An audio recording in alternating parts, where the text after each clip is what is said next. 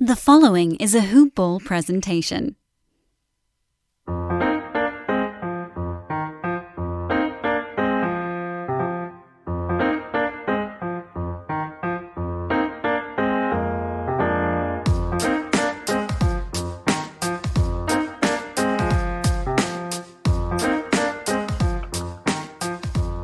Hoop Ballers!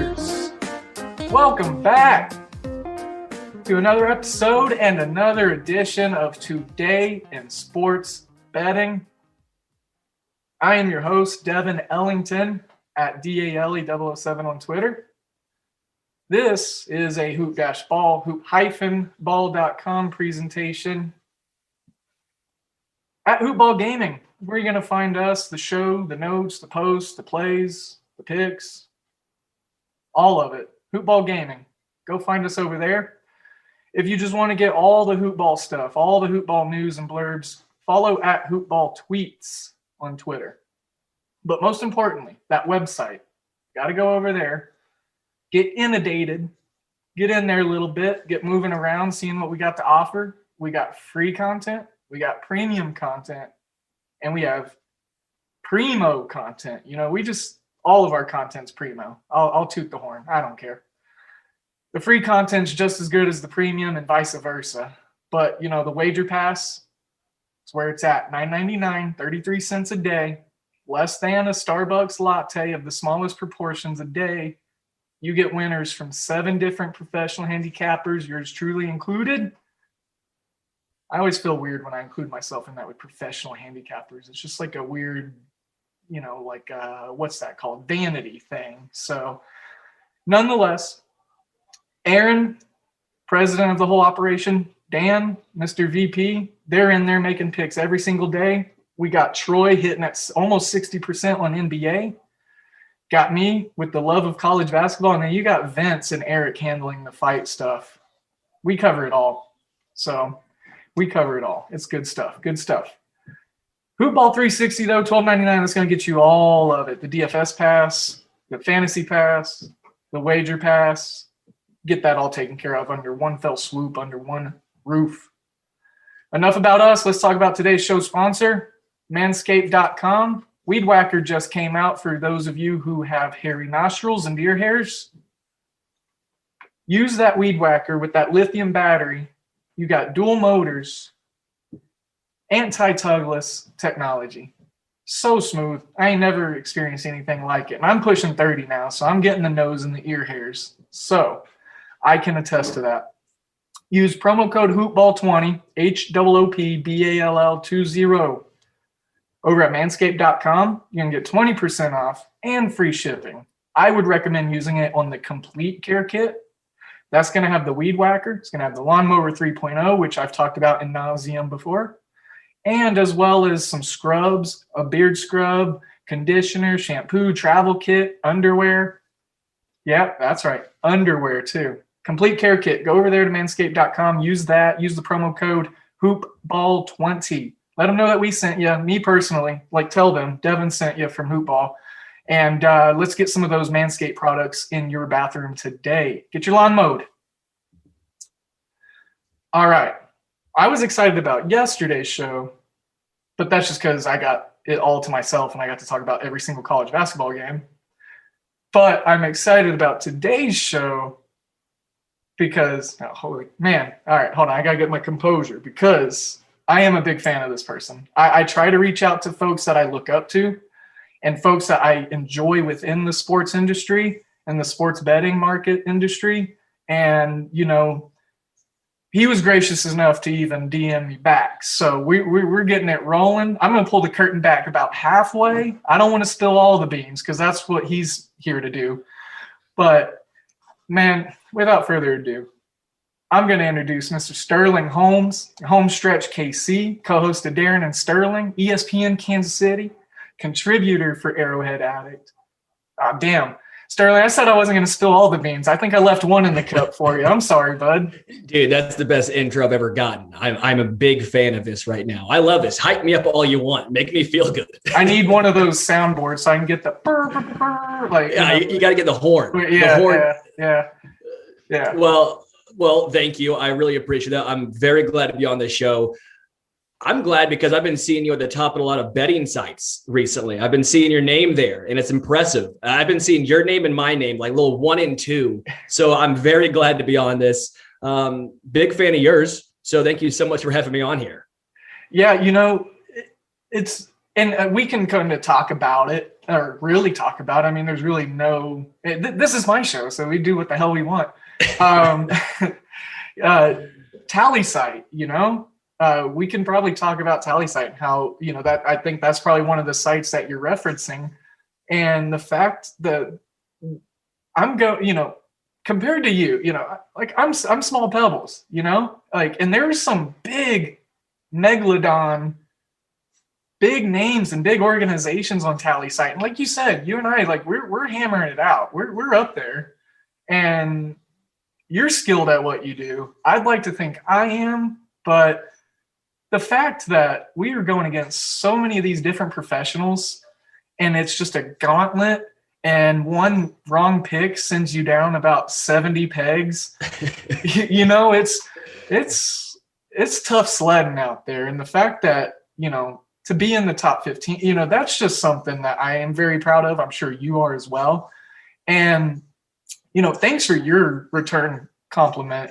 That kind of made my day here a little bit. So, like you said, yeah, on the websites, man, like you've been seeing me, I've been seeing you, and Tally site put some tweets out, and I was like, you know what? I'm going to reach out to Sterling. I've been liking his work for some time now. I've been kind of following his gist and his IQ of sports, and lo and behold, I was gracious. Like I said, I was fortunate enough to get that DM back from you, man. So, thanks again. Of course. Thank you again so much for having me. Honestly, I'm very excited. I love doing podcasts. I love talking basketball in general, which is weird from a Mizzou fan, but this is like our one good season. I mean, this is like our first good season since the year that shall not be named, the Norfolk State. Yeah, yep. I know. It hurts. Yeah. Just twist the knife. Just go ahead and just twist it. Phil Presley. Yeah.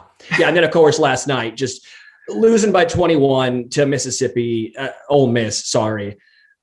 I'm hurting right now, Devin. I'm struggling. Me too, man. I'm an Oklahoma State guy, but I'm not going to tell you to go back and listen to all my episodes of the show over the last 2 months, but from the beginning of this season, there's been something about this Mizzou team. I loved Drew Smith from last year, and I'm glad we went down this rabbit hole because I was hoping that we were going to get to talk about this Mizzou basketball team. I love Jeremiah Tillman. I love Theo Pinson. I love Drew Smith. And then you guys got a freshman that I can't remember right now, but he's, contributing in a few different spots. But that three-headed monster that you guys have right now, I think – let's see. I bet I could pull my Mizzou stuff up right now, but I suck at multitasking. I know I've placed about 10 picks or bets on Mizzou games this year. I think I've only lost a couple. So I've got a really good feel for this Mizzou team, but they make it easy, except last night, because that was just that's one of those where you just don't even watch the tape. That was an outlier. But Ole Miss has actually been playing kind of decent lately, but I wasn't ready to buy it. I did say it was a fishy line, and I usually stay away from fish markets, but I love this Mizzou team, and I couldn't get my heart out of my robotic chest to not do it. So, hey, you live and you learn, and it's, you get data from each win and each loss, and you just kind of got to roll with it. But you are a Mizzou graduate. Alumni. I think that's how they say it. I never know. I don't think anyone really knows. You just throw one of those things at there and hope it sticks. Right, yeah. I think alumnus, wouldn't that be – that's plural, right? I thought alumni was plural, kind of like how cacti. You think cacti should be – yeah. I don't know, though, for sure. Like, don't quote me. Again, we're not some Harvard or some Stanford. It's Mizzou. We're the Midwest. Come on. Hey, better than my, almost a half semester of college. It's too expensive. Too expensive. Yeah. So I told you on and off air, I'm probably going to tell you thank you a couple times. I've already typed it up in our show notes. I've already said it off air once. I've said it on air once or twice. So let's get away from, me just spilling my sentiments here. You're in Kansas City now, and listeners of the show know, a little bit of background information about me. They know I've spent a lot of time in Kansas City. I was just living there a few months ago. I was living there last Super Bowl. I've loved living in Kansas City the last, 8 whatever years. And, it's a cool little area that does not get, and I say cool little in a very loose way, because Kansas City is technically the biggest city by square mileage in all of America. Didn't know if anyone knew that. Tangent. Sorry about that. No, it's fine. I didn't know that. I learned something new about where I live. Yeah. So, you got that, Missouri connection, Mizzou to Kansas City, and you're in Kansas City right now. And I've got some, questions I'm going to ask you later on, but let's talk a little about, how this all started, for you. I want you to plug, obviously, I want to talk about this home stretch thing. I want to talk about the Darren and Sterling stuff, because that's where I'm most familiar with you at. I think you mentioned you have a newer endeavor with some folks up there in Kansas City about Arrowhead Addict. And take it away, man. Just kind of open it up, open Pandora's box, and let's hear what's going on with like home stretch and Darren and Sterling and Kansas City. Give me an update. I miss Kansas City. Well, I graduated from Mizzou 2016. I immediately went to Philadelphia to work for the 76ers. I knew I wanted to work in the NBA. I was fortunate enough to actually play basketball for a former NBA player, Scott Wedman. And I had a chance to talk to Mitch Kupchak, which was an absolute dream come true. Had a chance to talk to Larry Bird. The coolest thing I think I've ever done was I sent an email that said, per Larry Bird's request. And I go, that may be the pinnacle of anything I will ever do. But after working for the Sixers, I moved back to Kansas City. I'm from here. I love the area. And I started working in radio. I started working at ESPN Kansas City. I do some stuff over there on Sports Radio 810 as well. I started off with a show called Home Stretch. And I didn't know whether to go cheesy with it and call it the Holmes Stretch. But I go, you know what? That's just too cheesy. That's just too much queso for me. I couldn't swing it. So I went with Home Stretch. And it was great. Then COVID hit. And a lot of stuff was going on. I was basically off of work for, 5 months. And then Darren Smith, he had a show called The Ship. We decided to join forces and start calling it Darren and Sterling. Maybe once COVID dies down a little bit, we'll go back. But right now it's Darren and Sterling, and it's a lot of fun. It's a fantastic experience. He actually got to go to Tampa Bay, cover the Chiefs. I stayed back in Kansas City. And what was funny was the day before he left, like on a Sunday, he texted me and goes, you want to go down and cover the Chiefs? I couldn't do it. I was very disappointed about that. I had my first experience to cover a Super Bowl and couldn't do it. Oh. So I will always have a little, a little part of me saying, why didn't you do it? But I just couldn't do it. And then again, at Arrowhead Addict, I write for them. And actually, Matt Connor and myself are going to be starting an Arrowhead Addict podcast over there. And we're very excited to get that underway. But there's a little sprinkling about my background. Well, I appreciate the sprinkling. I ain't never been too bummed out if I got some rain in the forecast. I like some rain. So the sprinkles are nice. Better than what the real weather is that we're getting right now, man. Dude, it sucks. This is how I feel about the Kansas City Chiefs getting absolutely clobbered in the Super Bowl. Now I got to deal with this weather BS. Come on, dude. It's like this is just it's depressing. It's just sad. Yeah, it's when they say the words polar vortex, you just don't really know what to expect, and then you go outside a couple days in a row, and it's colder than what it was yesterday when it was 20 degrees. And you're just like, well, how is this possible? It's a polar vortex. That's how it's possible. They're calling for 15 inches of snow down here, Sterling, on Monday. I'm out. I'm out. We have 3 major storms coming. We're not getting hit once. We're getting hit 3 times. 10 to 15 inches. And it's already feeling like -1 degrees right now. So we'll get through it. Enjoy that. So somehow Kansas isn't getting as much snow. We just get the cold. We get the bitter cold, the bitter wind. I think I'd prefer snow because at least snow looks pretty and it reminds you of Christmas, or if you celebrate Christmas. But, at least snow looks pretty. When it's just cold, it's just depressing. Everything's dark. I want to go to Florida. Give me Florida right now. Give me Florida, Arizona, someplace warm. Maybe I can golf, play some basketball, and get away from all this nonsense. Yeah, 100%. Well, I have some questions for you, man. You ready to get into some of the meat here? Let's do it. Cool. All right. So, actually, let me backtrack. Holy crap. What am I thinking here? I got to give out your Twitter handle, man. What am I doing? I got it up here at the top of my notes. I got too excited. It's at Homestretch KC, y'all. At Homestretch KC. Capital KC at the end, just so you know. All right. I'm going to say it again because I botched it. At Homestretch KC. That's where you're going to find Sterling Holmes. Co-host of Darren and Sterling, ESPN Kansas City, Arrowhead Addict right here joining me, making this episode of Today in Sports Betting a great Midwestern affair. So, we talked a little off air, kind of got to know each other a little bit, but I want the listeners and the subscribers and such to get a feel. To me, your work is familiar. We are in the same general geographical location. At one point in time, we were probably less than 10 miles within each other. I'm familiar, For the fans and the listeners, though, let me go ahead and start rattling off some awkward questions for you to stumble upon. Sound good, bud? I can't wait to stumble. Awesome. All right.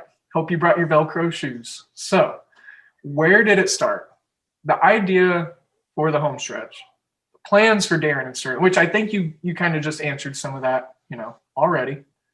But also, could you peel the curtain back a little more and storytell the conception of these projects? I know you already did a real good job of it, but maybe there's another little tidbit or a more sentimental tie to it or something that you could throw out for us. So I would say it probably started when I was about 4. My mom actually hosted a morning show in Kansas City on KY 102, 99.7 KY. She did the morning show for about 25 years. And I was around that growing up my whole life. I have terrible audio clips of me just ripping on teachers, saying stupid bleep. I don't know if we can cuss on here, so I'll still say bleep. We usually say if you leave the F word out of it, we're probably pretty safe. It's a sports betting show. I don't think we got a big old crowd of 10-year-olds. So we sure hope not, at least. Hope not. Shoot. See, I'm just so used to saying bleep now. It's almost funny. So I just say a whole bunch of bleep. So I started off doing that when I was a little kid. And then I always knew I wanted to do something with sports. Once I realized I was 5'10", 160, and the NBA was probably not going to be my calling, I decided to work in the NBA for a little bit, and I really enjoyed it. But I always missed Kansas City. I just love the area. I love the barbecue. I love my friends and family. So I decided to move back. I got extremely lucky. I kind of pitched an idea to some of the higher ups at Union Broadcasting. They liked it. They brought me on, had my own show on ESPN Kansas City for a while. And then Darren Smith and myself decided to join forces and do our cumulative show. And to me, it's a lot of fun. I like it. I'll tell you what, it's so much easier having a co-host to bounce ideas off of, and especially different ideas, because me and him differ a lot, especially when it comes to NFL. I'm very analytical driven. I love analytics. He's the eye test guy. So we get into a lot of very good and heated debates, I would say. And to be honest with you, it's just extremely enjoyable. Absolutely.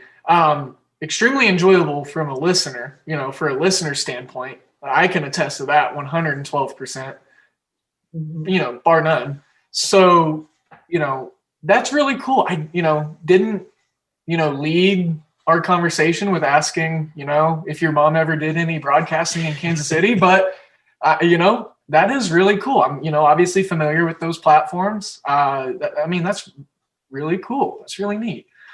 And oh man, you had to bring up the barbecue. You had to. That's true.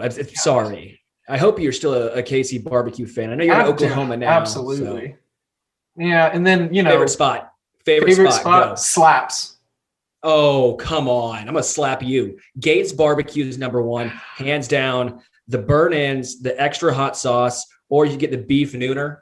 Oh, yeah. Fantastic. The nooner. Yeah. So here's my thing with Gates. You walk in there and, they got their shtick. You know what I'm talking about. You get yelled at. Yeah. The people outside of Kansas City or, a lot of folks that are probably listening to this, probably don't have any idea whatsoever we're talking about. So you walk in the, Gates and they essentially, and then coming from someone that's little insight from Devin here, we're getting into the emotional hours, but it's coming from someone that struggles with anxiety and just overall just indecisiveness and just, and just for me to walk into a place and them just be like, what do you order? Get right now. I'm like, whoa. I didn't bring my shell. I can't be a hermit. I shrivel up. I'll take some French fries. Extra crispy, of course. For me, what I really like about Slaps is it's just that old, nasty barbecue place. Like it's been there forever. It's probably got barbecue grease under the smoker from like the 70s. Like it's just that small little just box barbecue place. So, but can't go wrong with any Kansas City barbecue. You can't. So Carolina people, we don't care what you think. Texas people, we don't care what you think. I especially don't now that I'm back in Oklahoma. Y'all Texas people, I get y'all stuff figured out. Don't get me started on Memphis. Yeah. It's like, what are you doing? What are you doing there? Yeah. Yeah. And then Carolina, I'm with you. Mustard. I love mustard. Like mustard is my second favorite condiment outside of barbecue sauce. Why mix it? You don't need to. Yeah, it's asinine. It like weirdly irritates me. Just like if that's what they're trying to do is weirdly irritate people, they've done a phenomenal job. They are in first place. 100%. All right, man. So, you talked about it from an early age, the fanaticism with sports, kind of what you thought you would be doing and this and that. So kind of bridges the gap to my next question perfectly. And I don't know if this is on purpose or not, or if you read the show notes or not, but we're rolling with it, man. This is a smooth transition. Are you truly a Chiefs addict? How long has your love for the Chiefs been a part of you? Do you have a favorite part about Chiefs Kingdom? So I would say yes. Maybe not to the extreme as some. Like I'm not like blinded by Chiefs Kingdom, if that makes sense. Like I was not going to be the kind of guy that got weirdly upset with the refs because the refs did not cost the Chiefs 22 points, if that's what you're saying. But I definitely am a Chiefs addict.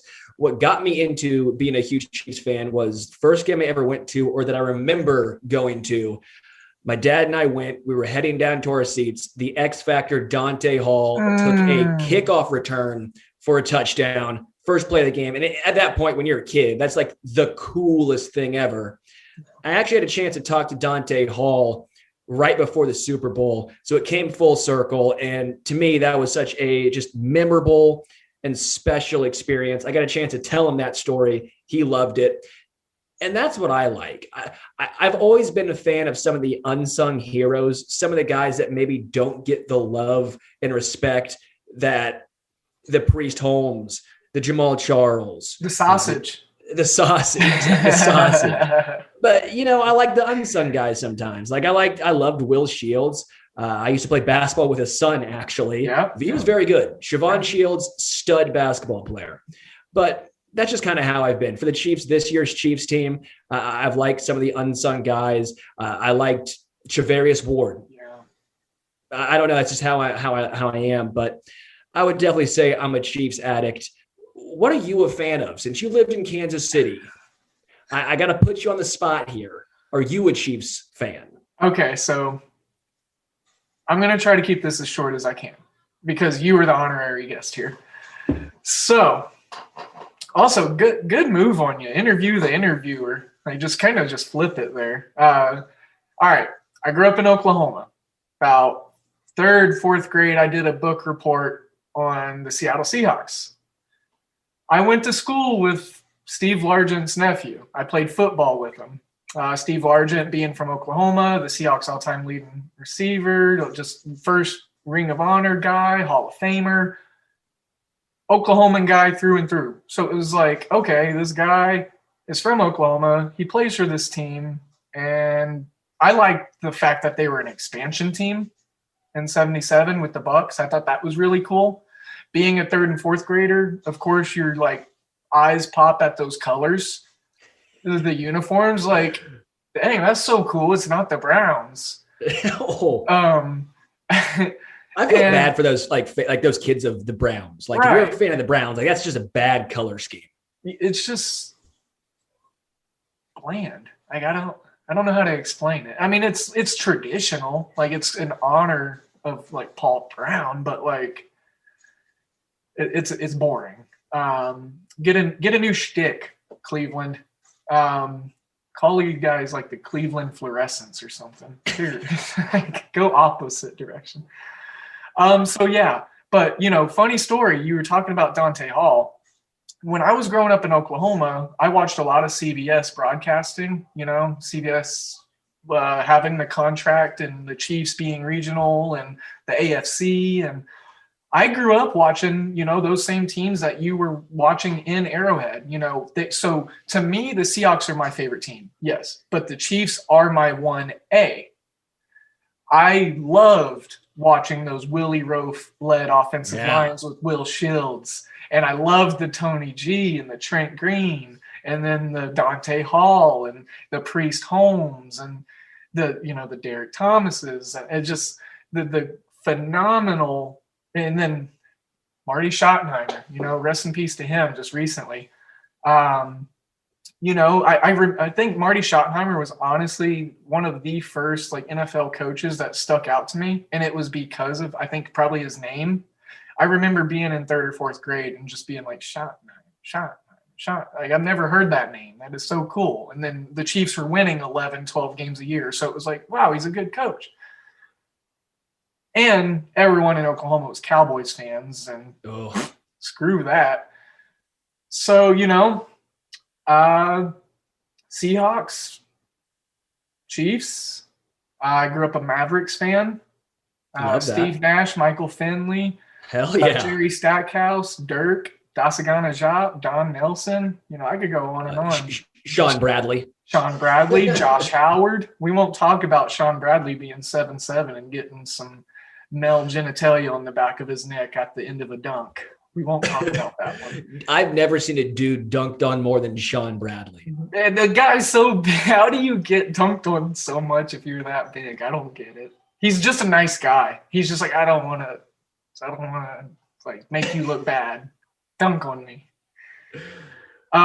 So yeah, WGN was huge in Oklahoma. So I grew up a Cubs fan. One of my first little league teams was the Cubs. The ivy on the wall, Harry Carey, just all of it. It just kind of stuck to me as a little kid. So yeah, Seahawks, Cubs, Mavericks, Oklahoma State. That's how I roll. One last thing. Do you finally admit that the Chiefs have a louder stadium, louder fans than Seattle? Yes. Okay. Then we're good. We're cool. Yes. We're cool. Yeah. Because our stadium is built a certain way. So now you're saying it's a stadium. Now you're saying the stadium's the main factor here, huh? No, I didn't say main. I didn't. Hey, don't get all news reporter on me. You can ask me questions. Just don't take my words and do weird stuff. I apologize. No. You're good, man. You're good. Yeah. So the stadiums, obviously. I mean, Arrowhead is just. Arrowhead's the first NFL stadium I remember. So I love it. Like I said, they're like my 1A, you know, and then for them to win the Super Bowl last year and be in Kansas City, you know, that was, and hey, look, here's another transition that we probably didn't even mean to plan. But question number 3, how was Kansas City as a city or a populace during this year's Super Bowl compared to last year's Super Bowl matchup with the 49ers? You know, I can speak on the matchup from last year, but from this year, obviously with COVID and stuff, it was probably a little weird.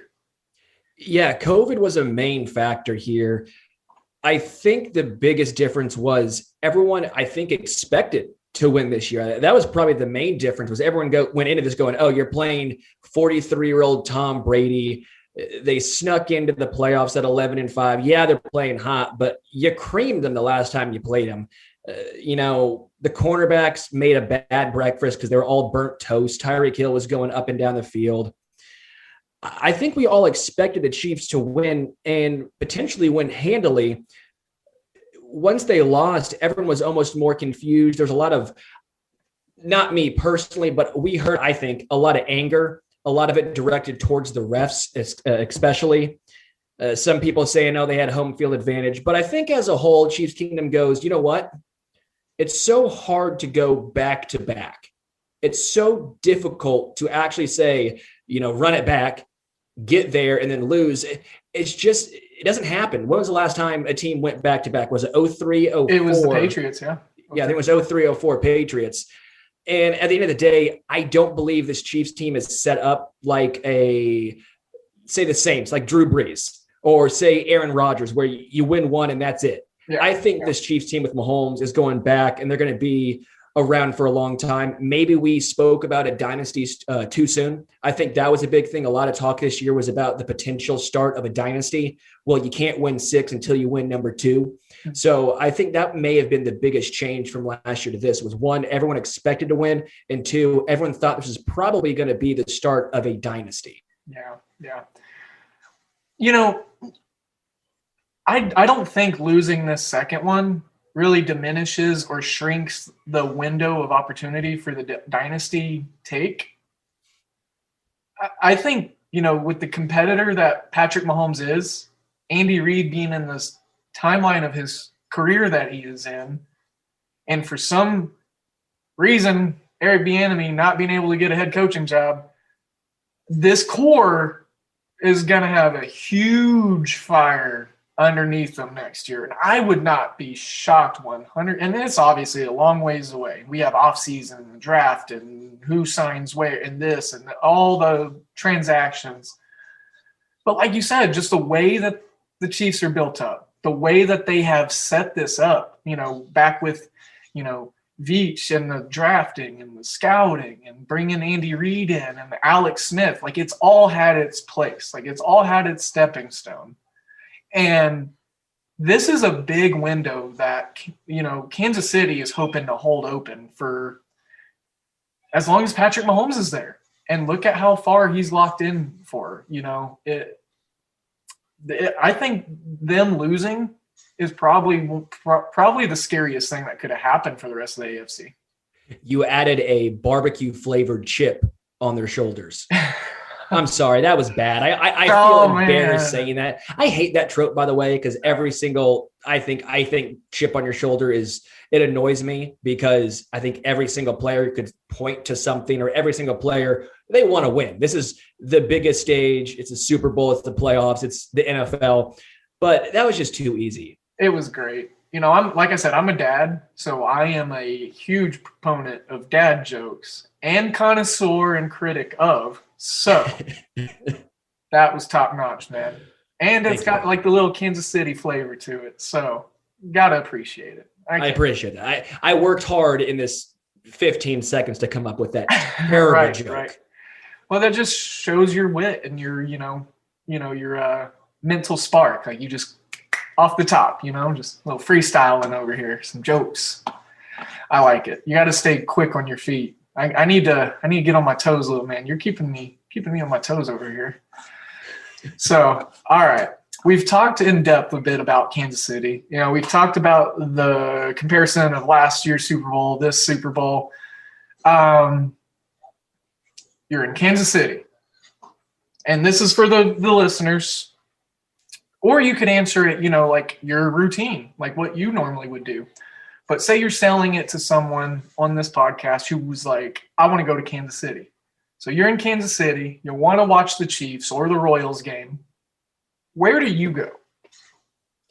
Well, I think the best pregame barbecue spot's got to be LC's. LC's barbecue is it's the closest to the stadiums. It's fantastic. They open up the meat locker and everything's just falling down. It looks like it's decrepit. There's got to be some violation in there, but you don't care because it's that good. It's like a honey barbecue sauce. My dad and I used to go, and I love LC's. I wish there was more stuff by the stadiums. There's really not.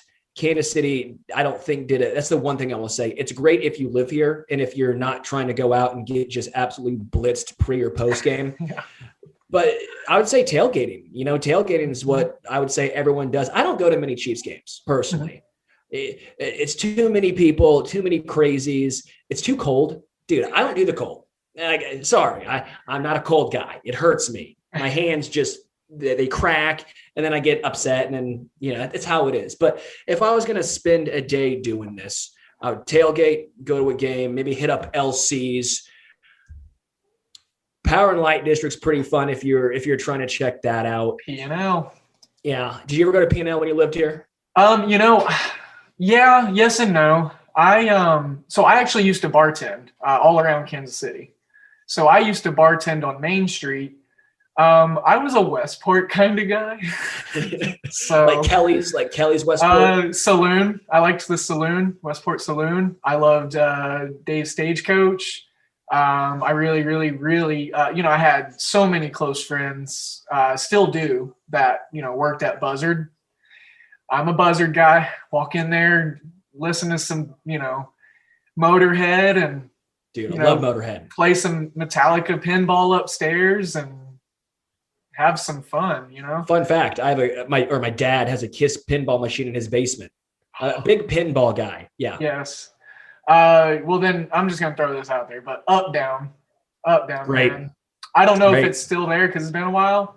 I used to have high scores on about 10 or 15 different machines in there, and a couple of the pinball machines fell victim of that too. So I'll take you in Pac-Man any single day. As long as you let me get my glory back and get on some NBA Showtime. Oh, bring it. This needs to happen. Yes, it does. Man, I need to come up to Kansas City again. We need to get in the up down so I can beat you in some NBA Showtime. And then we need to just play like some hoops in real life because I've been wanting to ball a little bit lately. It's just been hard. It's been way too long. I haven't gone. I would go to Lifetime. I played all the time up there. And then COVID hit, and I'm not trying to do that. Right. I'm not trying to get into all that. So I stopped. I'm a 3-point shooter, dude. I'm straight 3-point line to 3-point line. Like I'm today's NBA to a T. That's me. And I was before my time, I would say.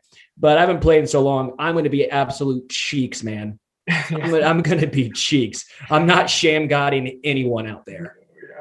Before COVID happened, I was playing twice a week, and it was like my thing. That's how I stayed in shape. I'm not a weightlifter. I'm not a bodybuilder. I don't take creatine. I'm a little guy, but I love to play ball, and I'll go on runs and get my cardio up. But man, I love playing ball and fake ball, real ball. NBA Showtime. Like I said, I love it. Love it. Love it. Love it. Skee ball. Watch out for that one too. Oh hell yeah, big skee ball guy. Have you do you know about the rope hack on skee ball, the slingshot? I may know what you're talking about. Is it when the guy throws like as hard as they can, it hits the top and it comes down, shoots right into the 50? Yeah. I saw that one time and I had no idea what was happening. I thought a guy was just like trash doing that. No, that's how I play. No, so I won't cheat. I won't say won't say that I wasn't trashed when I figured out how to do that. Maybe it was me that you saw doing that. Yeah, maybe my girlfriend and myself saw you doing that. Maybe that's what it was. I mean, if it was up down, there's a very good chance. So, speaking of, shout out Caitlin, manager over there at Up Down. She is great. If y'all are in Kansas City, you need an arcade bar to go to. go holler at Caitlin. Let her know that Devin says hi. Great fun environment. Well, man, you say you're all about the hoops.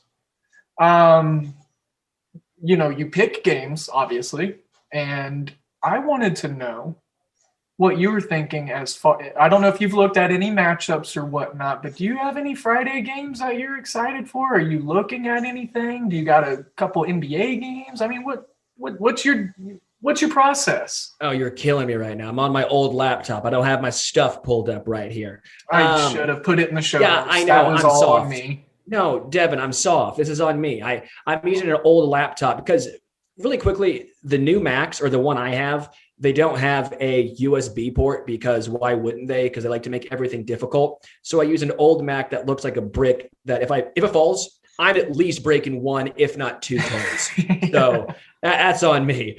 No, I typically try and bet Sixers just based on I work there. I feel like I can follow them pretty well. I know their style. I know which teams give them trouble.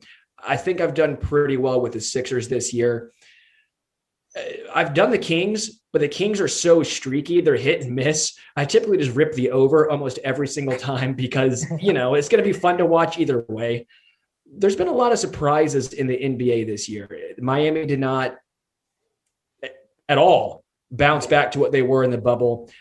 Some guys like Jamal Murray, they never took that next step. That the bubble game just completely stopped, while other teams, I think the Phoenix Suns, they've done better than most. I think they're ahead of their rebuild process. They've surprisingly done well, even if I don't think DeAndre Ayton was the best guy to take at number one. That's just my personal opinion. But the NBA as a whole has just been so entertaining. They've done a really good job of, and the Mavericks. The Mavericks, yeah. They've been on the streak where I'm just betting against them almost every single time. The last time I finally went with them last night against the Hawks, and I hit it, and I felt so good. I felt so proud of myself. Yeah. It's you take high pride in stuff like that. On today's show, I didn't preface this at the beginning, but you and I are recording this for Friday's show. We're doing it Thursday night. But, my first pick for the wager pass lost today, and that was University of Tennessee Martin, the Skyhawks, taking on Austin Peay. Now, I found out that I was 7-0 plus 8.85 units for games featuring either UT Martin or Austin Peay. So what do? I get all huffy and puffy because UT Martin and Austin Peay are playing each other, and I'm like, well, I know these teams, so I'm just going to win anyways. I took UT Martin plus 16. They lost by 20.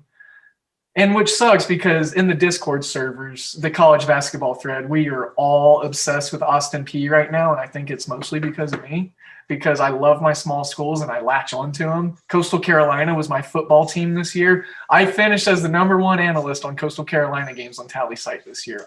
That's my humble brag. That's my humble brag. I picked almost every game of theirs. I started the year picking them on that money line plus 230 against KU. So that's how it was. And all of it was history after that. So. I'm proud of you. No, that's actually tough. Those small ones outside of, say, maybe Drake, I'm not touching. Yeah. Those ones are so tough because a lot of times the spreads are like 23 points. And I'm sitting here going, dude, 23 points is a ton. And then all of a sudden they'll either win by 50 or it'll be a close game. Those small schools, if you can pick them, that's impressive. Yeah.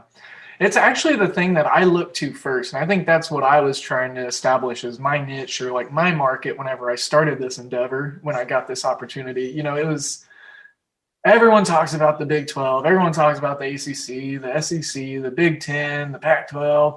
No one's talking about the Sun Belt. We call it the Fun Belt. No one's talking about the MAC.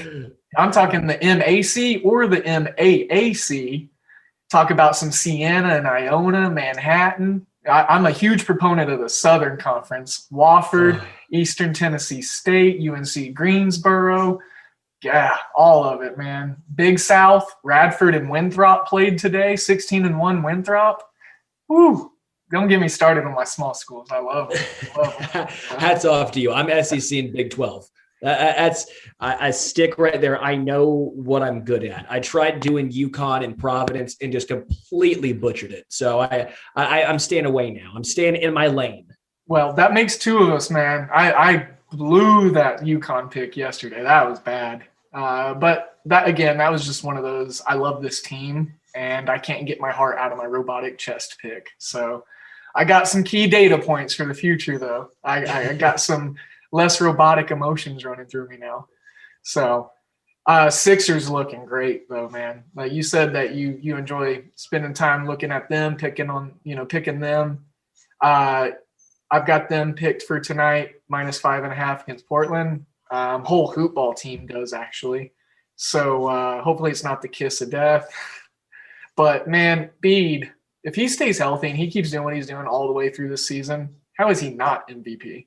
Yeah, right now I think it's between him and Jokic. Jokic is for sure, especially with how bad Jamal Murray's been. You know, Giannis has had his trouble this season, but Embiid is just such a huge difference maker. When he's off the floor, the plus minus is just absurd. The win shares he has is just absurd.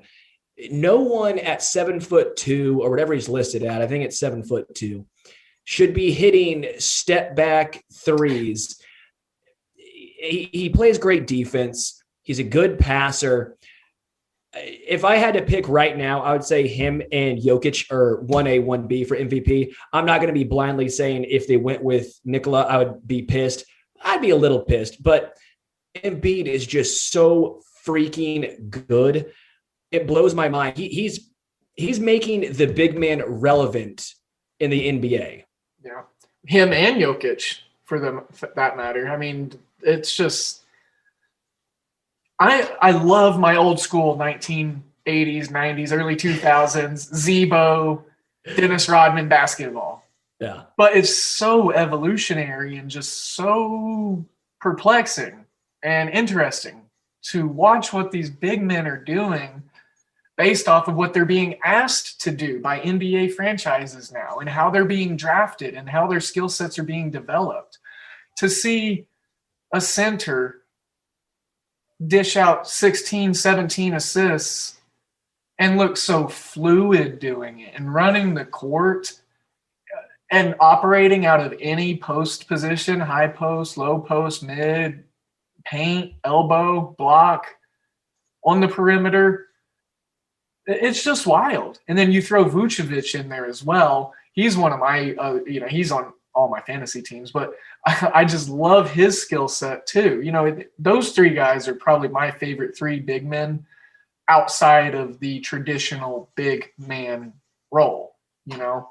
So it's crazy to see the way the NBA is going nowadays. And you gotta give Arvydas Sabonis credit. Yes. Dude is a trailblazer. Arvydas Sabonis, I think to this day, never got the credit he deserved. The only guy who even put up a fight against Shaq, spent his best years overseas, gets here with zero kneecaps, zero knees at all, and still was able to, in my opinion, I think help transform and push the NBA, the way the bigs operate in an entirely new and different way.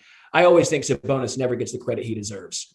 That, and also just smoothing the international player palette out, you know, because at that time, you know, that was before Tony Kukoc, you know, we weren't getting, you know, the international game wasn't, you know, people forget, like, there was like no international player presence for, David Stern started it, but once the NBA started getting popular overseas and a lot of the rest of the, you know, globe, that we didn't have, you know, these Jokic's and the Vucevic's and the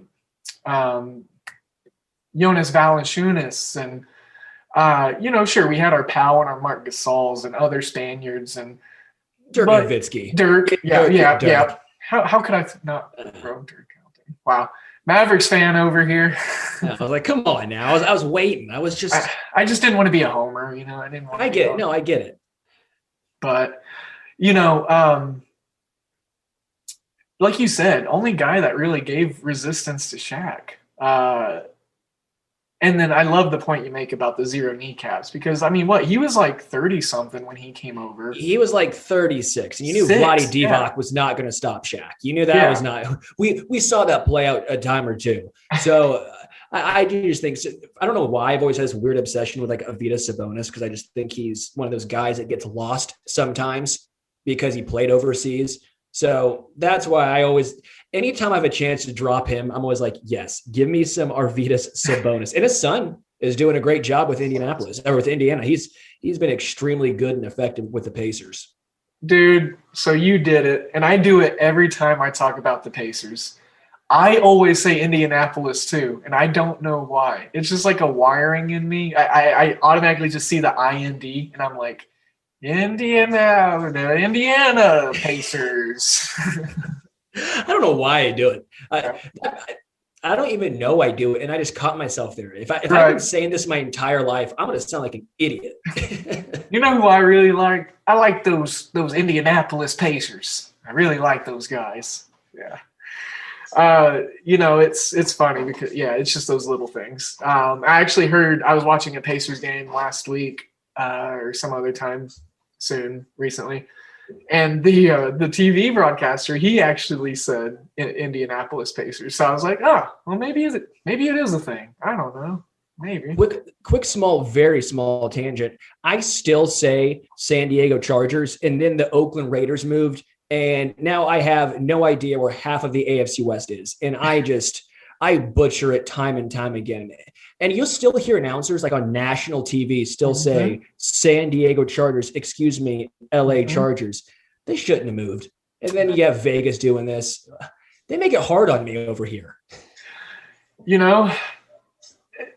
It's like the 1980s all over. All the teams are just moving all over.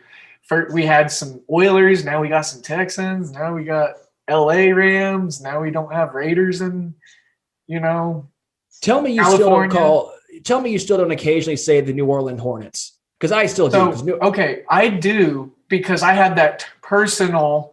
That was okay. The New Orleans Hornets was the first NBA game I went to, and Jamal Mashburn, was he there? Jamal Mashburn, Jamal McGlure, Chris Paul, Chris Anderson, Bonzi Wells. Oh, hell yeah! I'm going off the top. I'm trying really hard. There's a couple other guys I'm trying to remember. That's that. I think I got the starting five almost, and they're 6-man. I'm good. But yeah, Hurricane Katrina happened.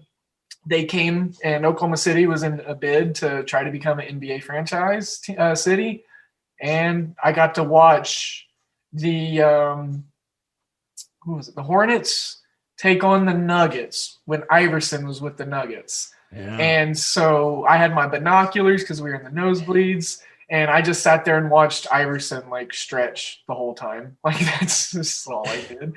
And thank you to Chelsea Coop, my 8th grade girlfriend, and her parents for taking me along. So thank you, Chelsea. By the way, Allen Iverson, he is not 6 foot. Dude's listed at 6 foot. I had a chance to meet with him and talk with him. I have my picture. I am 5'10". I am on the nose 5'10". Not one of those guys that says 5'10" who's 5'8". I promise you. Dude's 5'10". We're the exact same height. He's not 6 foot. I'm with you on that. The fact he was able to do what he did in the NBA at that size still to this day blows my mind. And the fact that you brought up, them playing at OKC, just to put us in perspective, if Kansas City didn't have Garth Brooks playing 9 straight concerts in a row, Kansas City could have been the team with an NBA team. To this day, I'm still slightly salty about this. Damn you, Garth Brooks. Funny story. I went to the same high school as him in Oklahoma. UConn, Oklahoma. That's actually pretty cool. Did he ever come back? From what I heard, no. Did he come back as Chris Gaines? He wasn't treated well, from what I hear. I had some friends' parents tell me how they used to bully him, and then some teachers that still taught at UConn, and the stuff they say. Apparently, he didn't like UConn after he left. So he came back after his mother passed away, and they had the funeral in UConn because that's where they still lived. But he not a big Oklahoma person. He's got property, like a big ranch outside of Stillwater. because being an Oklahoma State grad and being in that area. He's got like a little ranch or a big ranch outside of Stillwater, but he's out in Vegas doing his shows. That's what he cares about. Him and Britney Spears out there just making all that Vegas money. So, but good old tangents about Oklahoma and Kansas and the Midwest and Garth Brooks. I can't think that it's going to be another 5 years before Kansas City's not in the NBA or some serious consideration. A lot of people don't realize how historical of a presence Kansas City has on multiple of the current day NBA franchises. Lakers, Kings, all sorts of ties, lots of history. Just to me, I think when the NBA expands, Seattle, I think, gets one. They have to. Seattle's a lock. Yeah. Seattle's a lock. And then I think you go down, what makes sense next? I think it's going to be between Kansas City. They have the Sprint Center already there. Yeah. I think they can obviously support an NBA team. They're obviously so passionate about the Chiefs, the Royals to an extent. And college basketball is huge here, but I think they have enough support that would translate to the NBA. I think Louisville is another option with the Yum Center being there and them not having an NBA team. I think Louisville makes a lot of sense. And then the one that pains me is Las Vegas. Yeah. Everyone's getting a team in Vegas. Yeah. And the thing is, if you're a player, you'd probably want to go to Kansas City. One, you're in the middle of everything. You don't have any extremely long flights. But Vegas would not be good because you wouldn't have many home fans. It's going to be all, casino people, gamblers, people who want to see a game in Vegas. Tourists. Yeah. And just to me, if I'm a player, that doesn't sound fun, but it pains me to say it. I think that could be a real possibility. Yeah. With the growing popularity of Vegas getting a team in the NFL and the NHL, and then all, seeing what the Golden Knights have done with their, early successes, and I think if we're going to bridge the gap of sports betting being less scarlet letterish, then each major sporting organization is going to try to fight to have a Vegas team. I don't think it's the way to go, just because I don't think Vegas is the hub of sports betting anymore. Sure, it's like the biggest and the first, but Dubuque, Iowa's a sports betting hotbed. I'll tell you what, go up to Dubuque for a day. Don't get me started on Dubuque. It's beautiful. It's on the river. It's not as congested or full of debauchery as frickin' Vegas. It's too hot in Vegas, too. I ain't about that. Does it? I always thought it made me feel lame. I've never had a desire to go to Vegas. It just does not interest me. Same here, man. I actually used to travel for work, and they sent me to Vegas, and I got off the plane, and I was just like, ugh, I don't want to do this. I'm not into this. I went to Vegas with my parents and my grandparents, when I was young. I don't really remember it. I was 7 or 8, but that's my experience with Vegas. I went for a week-long trip for work. I threw some money into a couple of slot machines, and I stayed in my room. I stayed in the Pink Flamingo, and it's not my thing. I get what you're saying 100%, because I've never had a huge inclination, especially after places in the Midwest, Iowa, Illinois, started getting more sports betting looseness, because that's the only reason I would want to go to Vegas, is to go throw down on some games. But, they got craps tables in Kansas City. I like craps, so. I could lose money anywhere. Exactly. Yeah, 100%. Oklahoma seems like every corner has a casino. So, but yeah, Vegas, not so much. I'm a degenerate, but once you cross into the threshold of debauchery, it's a little different. So that's where you're at. You're at degenerate, not quite debauchery. No, that makes sense. Yeah. 100% degenerate. Dude, I was betting on Czechoslovakian table tennis when the shutdown first happened. Yeah, that's getting into debauchery territory, though. That's borderline. But at least I had a reason, it was everything else was shut down. It wasn't just I want to go be debaucherous because it's me or whatever. It was kind of like a forced thing. I still enjoyed it though. Did you win? Dude, I was treating it like penny stocks. I was live betting and I was seeing like what players were getting momentum. And I'm like, all right, I'm going to take this guy on this set. All right, let me take the over on this set. It was getting bad. I was finding trends. I was starting to get familiar with table tennis players, Russian table tennis players. I sat in front of my computer for probably 5 hours just clicking and live betting. So no, I'm more of a Russian author guy than a Russian table tennis kind of guy. Like I said, it was dark times, and I'm glad that we have sports back. It seems so weird that all that was removed from our lives, just a year ago, and it's just crazy. Yeah, it's crazy to think about that we've got all of this and people complaining about, well, this matchup sucks. This is a stink fest. I don't want to watch this game. 8 months ago, you would have. 8 months ago, you would have. I'd have watched Division II JV. Dude, I would have watched the Knicks. I would have watched it. I would have done it. Knicks Pistons. Yeah, Knicks Pistons. Pistons. That's what I was about to say. Yeah, Knicks Pistons. Give it to me 6 days in a row. I'm every day. Just watch it over and over and over. So it's good that things are changing. It is. I think obviously the impact that COVID-19 has had is in a lot of industries probably permanent. Hence why I don't bartend anymore. But it's a weird world we live in, man. But at least we got sports back, and we got contributors, and we got people to do, shows with, and we got content, we got stuff to talk about. So that's what I'm happy about. True that, man. It's just great to have everything start to trickle back. It's great to have some entertainment to take your mind off of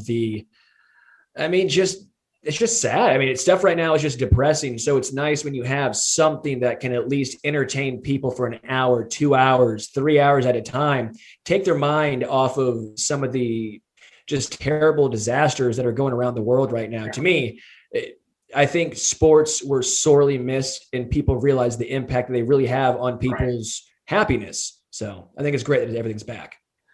And, not to sound super hyperbolistic, I think I got close that second time. Don't think I still quite got it, and I'm not going to try again. But y'all know what I mean. Drama queen. I'm not trying to be a drama queen. But when all the sports disappeared, like for you, sports has been important to you since you were like 4. Like that. It's something that you have known a very large amount of in your perceptive bubble for a very long time, like your whole life just about.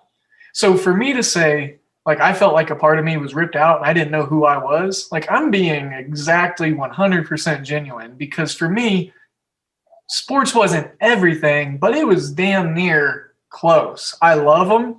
I love the numbers. I love the betting. Hoop ball was taking off at the time, and then we had to just stop, like you talked about with your endeavors. So it was just like I lost 80% of my identity. I really did. And I didn't, it was just like, what do I do? It felt weird to play sports games, so it was weird, man. I just lost a big piece of identity. So as much as we want to talk about how crappy the refs were in the Super Bowl, the fact that we got to watch a Super Bowl, granted, didn't have the results that we wanted, but we got to watch it. We've got to hold on to that grain of salt for sure. So, yeah, to me, and also I can't be too sad because you can't lose a Super Bowl unless you make the Super Bowl. 50 years before the year before, I will be okay. Yeah. I'll tell that to the Bills fans. Yeah. Y'all couldn't just let them get back to the Super Bowl and lose again. Like, you couldn't. Dude, and I love Josh Allen, so yeah. I felt bad. I felt bad beating him. Yeah. Well, just that Bills team and the way the Chiefs and the Bills were built, I was hoping that was going to be the AFC championship team or championship game. So yeah, that was Chiefs obviously stepped up. So, well, man, I told you we were probably going to run about 40, 45. I think I'm probably pushing 50. not on purpose, just kind of been enjoying the banner and the talk and, the Kansas City-isms and the Midwesternisms. So, I told you off air, plug. Let us know all about your projects. You spilt the beans, what I saved for you at the beginning. So I just want you to remind folks where they can find you. And again, your Twitter handle is at Homestretch KC, capital KC at the end. And then on top of that, just plug some more, bud. Let's hear it. Where do we find you? So find me on Twitter. That's my main thing of where you'll be able to find me and what's going on. I'm on ESPN Kansas City, which is 1510 AM, 94.5 FM. We do Facebook Live. We do streaming on 1510.com. It's daily from 3 to 4 p.m. Central. I do stuff for Arrowhead Addict. I'll be probably having some articles coming out during this, I guess, off season. And then Matt Connor and myself, he is the editor of Arrowhead Addict. We'll be starting a podcast, I believe, starting this Sunday. So be on the lookout for that. But you'll find all the stuff you need to know about me on Twitter. Perfect. Well, just like your work, Matt Connor's a bright guy. So I don't doubt that that's going to be another phenomenal duo that you're a part of. So you're just a part of all these awesome little chain gangs. You got it going on, man. So Sterling, thank you. I always hate this part of the show because it's like, all right, well, bye. It's not goodbye. It's see you later. See you later. I need to get up to Kansas City for sure. Still got family up there. Still got lots of friends. I'm craving some Kansas City barbecue. Some just Kansas City. I don't know. That's just the only way to put it. So, thanks again, man. I mean, I told you I was going to do it a couple of times, but again, kind of a little bit of a dream come true. Get this cooperation together and do something with someone that I appreciate the work of. And man, it was great. I really appreciate it. Well, thanks, Devin. I appreciate it. Thanks for having me on here. This was a lot of fun. Again, I probably talked and went on more tangents than I ever have. So I appreciate it. And again, it truly was a lot of fun. Anytime we get to drop Arvydas Sabonis references, I'm going to have a lot of fun. Yes. And critique each other on our Kansas City barbecue selection venue. So, absolutely, man. And any time that you want to pop back on here, you just say the word, we'll get it on the calendar. I'll send those updated show notes and we'll get it rolling, man. Like I said, man, it was just, this made my day. It made my day. It was really fun. I'm going to go ahead and wrap it on now, or wrap it up, wrap it on, off. On. I don't know what adjective I'm trying to use. Wrap it up, but you have a kid, so. I've got 3 kids, man. So you need to learn how to. Okay, my first 2 were planned, first and foremost. Ovulation chart and everything, I promise. Anyways, too much information there, guys. If y'all want to know about my child planning skills, at the ALE007 on Twitter. The show at Hoopball Gaming, like I said at the top. Don't forget the promo code Hoopball20 over at manscaped.com. Again, today's guest, Sterling Holmes, ESPN Kansas City, Arrowhead Addict, Mizzou alumni, and just great content creator, man. Continue your successes and your upward path here, bud. You're killing it.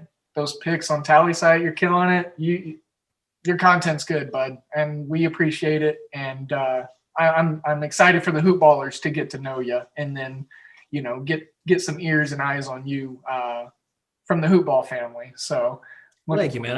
I appreciate that. See, this is the kindest words I think I've ever received. I feel like I feel like I'm going to get punked right now. Am I going to get slimed? No. Maybe later. But no, not right now. No. But yeah, man. It's just the way to be. I've got a saying on the show, and you'll hear it here soon. But it's just the world is too much of the world that it is now to be, cantankerous and piercing and sharp and non-welcoming, Well, hoopballers, you know how it is. I am always going to do this. And here it is. I am sending you all of my good vibes and all of my good energies. To you as well, Sterling, bud. To you and yours. Thanks again. There it is. There's like the sixth one. So that's my last one. That's my last one. And then I will roll this show on out of here. I promise. Well, thank you. I appreciate that again. Well, hey, bud, talk soon. Like I said, don't be a stranger. At any point you want to hop back on, you do it. And I'll be continuing to watch out for your stuff and listening to your stuff. So, again, I had fun. I almost did it, but I changed what I was going to say. I had fun. Hoop Ballers, I'm sure you enjoyed it as well. And that's that, man. That's that. I'll wrap that right there. I lied. Thanks again, Sterling. Take care, bud. Thank you.